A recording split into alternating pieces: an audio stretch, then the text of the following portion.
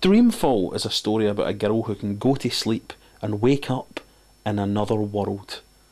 If only that would happen in real life, readers. Wish me luck.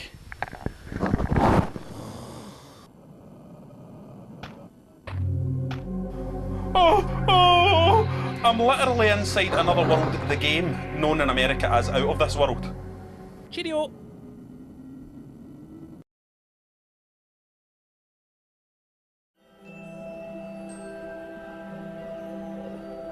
They say that every story has a beginning and an end. That might be true in most cases. Sometimes, however, the two are one and the same. And that's my cue to put on my wank hat. The Longest Journey, the precursor to this game, was a big favourite of mine. Recognised in many places for its sophisticated storyline, sophisticated characters, probably the best realised character in video game history, April Ryan. Beautifully voiced, beautifully written. So this game had a hell of a lot to live up to. The good news is that this game not only lives up to the reputation of the previous game, it marries The Longest Journey's literary sophistication with a hell of a lot of bravery. The kind of bravery that we don't normally see within video games. Oh, question one, Robert, question one. Is this actually a game? Well, the truth of the matter is that interactivity is very low. I mean, there are some fighting bits, but they're absolutely terrible. Fortunately, most of them can be avoided. What there is in this game is a lot of dialogue, and a lot of little fetch and carry tasks to reach the next scene in the story. It doesn't sound great when I'm talking about it, but that's because you don't know what the story is. Ragnar Tornquist has done it again. Zoe Castello is a fantastic character, the main character of the game. She's very sophisticated. I know it's predictable, but she's very sophisticated.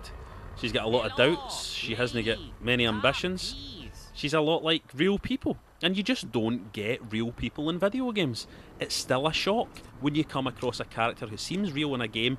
It's a big shock to the system. It's the reason why The Longest Journey worked, and it's the reason why this works. Sure, there are little concessions to the video game genre like stealth sections, but they're few and far between. Most of this, as I said, is a story being told, and a story being extremely well told. I told you, don't talk to me like that. Fuck you! Well, here's a guy with a beard. I wonder what his accent's like, eh, folks? May the six grant me strength. Oh, surprise. He's Scottish. We've all got beards, folks. We've all got beards. Oh boy. Ragnar Tornquist's world is populated with fantastic characters. Truth, every single character is unique. Fantastic. And here's the thing.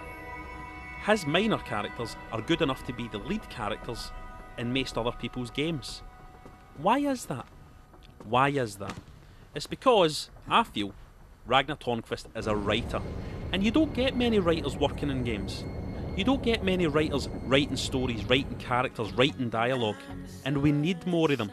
Because look at how much we enjoy a game like Silent Hill.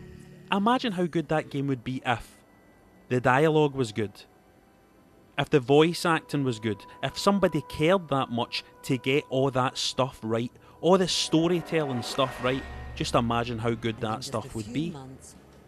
I want to get back to talking about the bravery of this game. Like a great book, like a great movie, Dreamfall leaves a lot of questions unanswered. And when questions are unanswered, you can really take a work into your heart, because you can attach personal things to it. It can mean something to you. And that's Ragnar Tornquist's gift. He can create characters and worlds and stories that mean something to you. That's what Dreamfall is. What? And I think it's essential. They say that every story has a beginning and an end. That might be true in most cases. Sometimes, however, the two are one and the same.